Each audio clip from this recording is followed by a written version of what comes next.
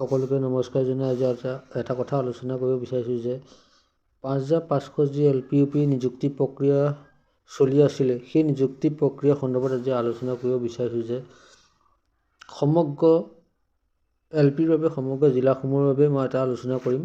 বিশেষকৈ আপোনালোকে চাব বৰপেটা ডিষ্ট্ৰিক্টত URৰ 11টা পদ খালী হৈছিলে, তাৰ বিপৰীতে OBC 16টা পদ খালী হৈছিলে আৰু SCৰ 12টা পদ খালী হৈছিলে। এতিয়া চাব মই এতিয়া চাব URৰ 65, 60, 62 বৰপেটা ডিষ্ট্ৰিক্টৰ কাৰণে দিছোঁ। মই সৰ্বনিম্নলৈকে কাট অফটো দেখুৱাইছোঁ।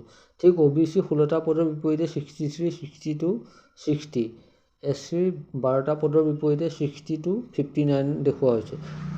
ইয়াৰ পিছত বঙাইগাঁও ডিষ্ট্ৰিক্টখন চাব 27 বঙাইগাঁও ডিষ্ট্ৰিক্টৰ UR পদ আছিলে 23, OBC নাই, SC নাই। এতিয়া চাব বঙাইগাঁও ডিষ্ট্ৰিক্টৰ 23 পদৰ বিপৰীতে মই দেখুওৱা হৈছে আনৰিজাৰ্ভ প্ৰাৰ্থীসকলৰ বাবে 67, 65, 62, কিন্তু তাৰ বিপৰীতে OBC বা SC পদৰ খালী পদ নাই।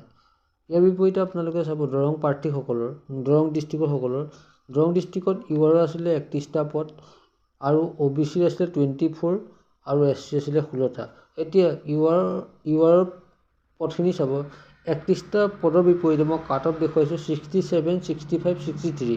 মই এতিয়াও আপোনালোকৰ আগত উপস্থাপন কৰিব বিচাৰিছোঁ যে সৰ্বনিম্ন কাট অফলৈকে মই আপোনালোকৰ আগত উপস্থাপন কৰিব বিচাৰিছিলোঁ।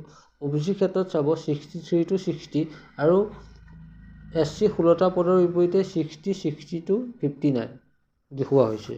এতিয়া চাব ধেমাজি ডিষ্ট্ৰিক্টত 51 UR আছে, 7 OBC আছে আৰু 9 SC আছে।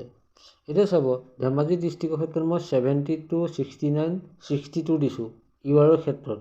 ঠিক বিপৰীতে OBC 7টা পদ খালী হৈছিলে 69 to 64, SC 9টা পদ খালী হৈছিলে 69 to 62, কিয়নো ধেমাজি ডিষ্ট্ৰিক্টখনত বহুত প্ৰাৰ্থীয়ে আবেদন কৰিব নিবিচাৰে। সেইকাৰণে ইয়াত যিসকল প্ৰাৰ্থীৰ বেছি নম্বৰ থাকিব সেইসকল প্ৰাৰ্থীয়ে ইয়াত চাকৰি এটা পাবলৈ সক্ষম হ'ব।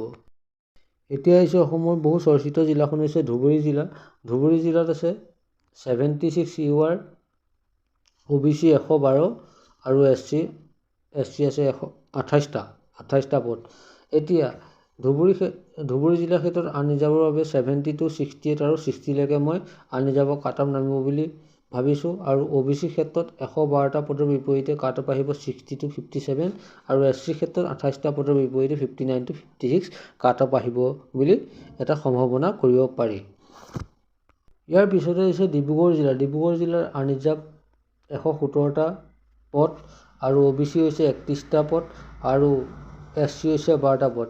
ইয়াৰ বিপৰীতে মই দেখুৱাইছে কাট অফ ডিব্ৰুগড় জিলাৰ আনৰিজাৰ্ভ প্ৰাৰ্থীসকলৰ বাবে 63, 59 আৰু 58, OBC ক্ষেত্ৰৰ যিটো 31টা পদৰ বিপৰীতে 60 to 57 আৰু SCৰ ক্ষেত্ৰত 12টা পদৰ বিপৰীতে 59 to 58। এতিয়া আহিছোঁ গোৱালপাৰা জিলাৰ আনৰিজাৰ্ভ প্ৰাৰ্থীসকলৰ বাবে 62 আছিলে পদ খালী, OBC 24 আৰু SC 12টা।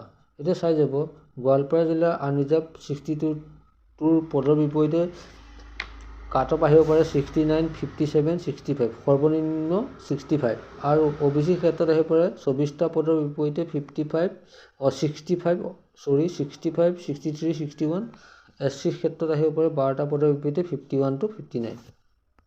এতিয়া আহিছোঁ উজনি অসমৰ বহু চৰ্চিত জিলাখনেই হৈছে গোলাঘাট জিলাৰ আনৰিজাৰ্ভ প্ৰাৰ্থীসকলৰ বাবে 101টা পদ খালী হৈছিলে।